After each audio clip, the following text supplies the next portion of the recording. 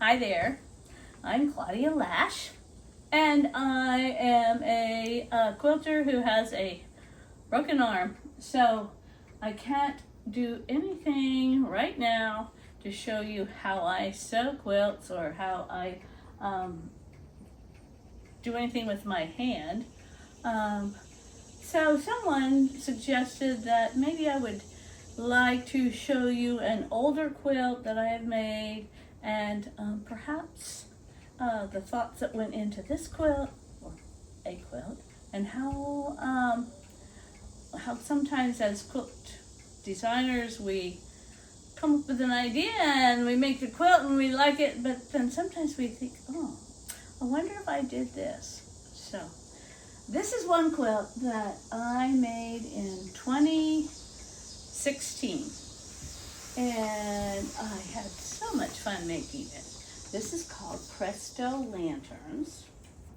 I enjoyed making it because I love the big showy fabrics that you can find out there that are wild and fun, lots of color, and I wanted to use them together, lots of different ones together in a quilt, because it's hard for me to even choose one that I like more than another.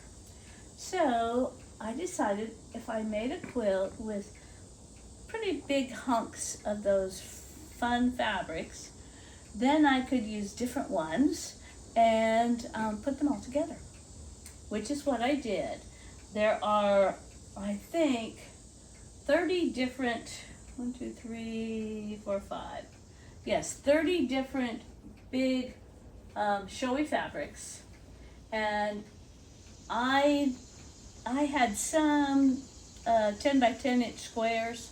I don't know if I had 15, but if you have 15 10 inch or 10 and a half inch squares, then you have enough to make something like this.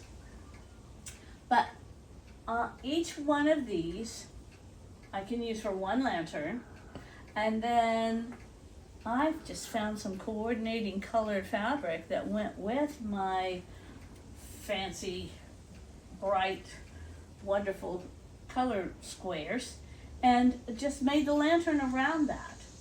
So there are 2 blocks in the quilt.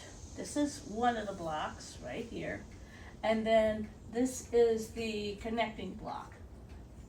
And this is very, very easy to sew. This is very easy to sew. I do suggest, and it's one of my tips that I tell everyone, and I think I even said it in the pattern, I always make one block before I go cutting out and trying to sew up all the blocks. So I suggest that with whatever quilt that you're going to make. Make one block, cut one block, sew it together, make sure it's all going to fit, or all going to be the right size, and then you can get out your fabrics and cut as many as you like. I remember when I did this quilt, I don't know which block I started with, but after I found that I liked the way it was going together, so for each block I needed a bright fabric, and then I needed a border or a fabric to put on the outside, and then I needed the background. So the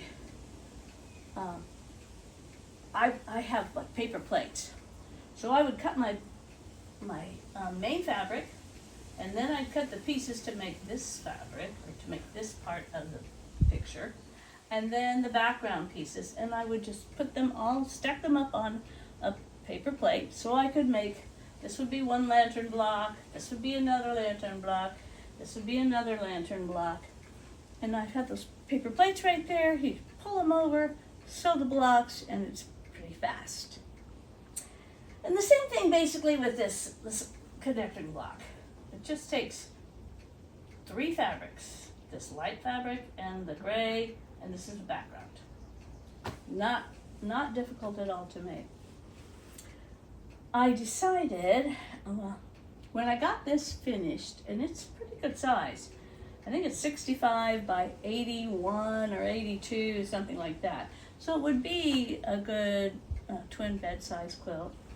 It would be very easy to make it bigger if you wanted it bigger.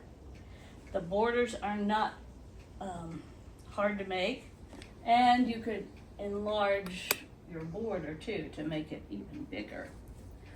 But what I found when I got it all done, and I really liked it, I thought it was really fun, lots of things going on.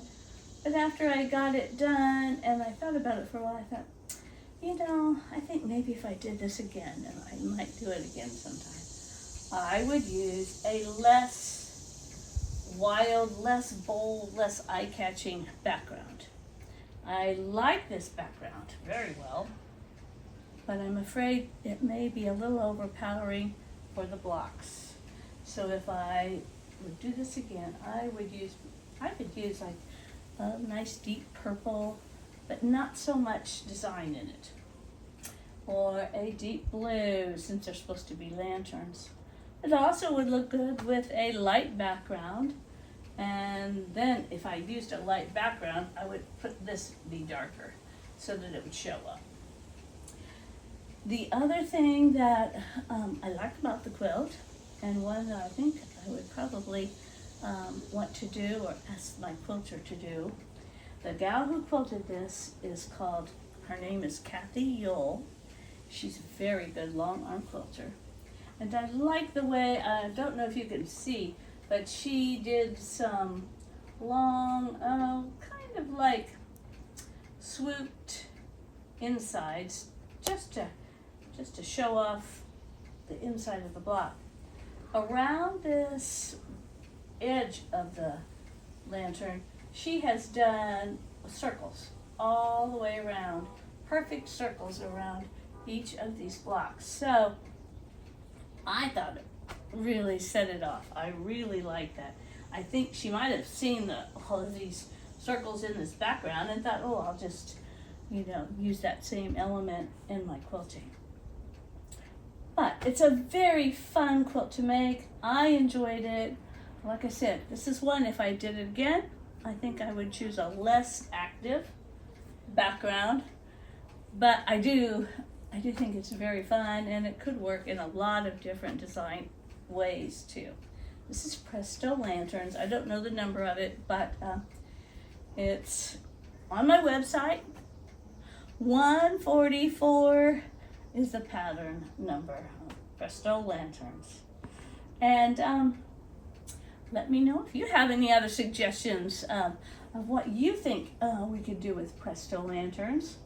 Or we'll wait until I come up with another quilt that I have from a while ago and see what I think about doing to change that one up too. It's always fun to second guess yourself, and I've done several quilts that I've made 2 or 3 of because they were just that much fun to make, and I'd love to vary all of the parts of the quilt. Now, thanks for watching. And one more thing. When I was getting ready to put this back behind this couch, I thought I would show you the quilting. And sometimes if you look on the back of a quilt, you can see the quilting. This is Kathy's quilting. See these circles going around the outside of the lanterns? This is the inside of the lanterns. These are the connecting parts. And here's those circles going all the way around. Such a nice job. And sometimes the back of a quilt shows you how pretty that quilting is. And it looks like she has used multicolored thread going around here and white thread on the other, on the black parts of the quilt. So keep that in mind. Find yourself a really good long arm quilter, or get really good at doing that yourself. I haven't learned that yet.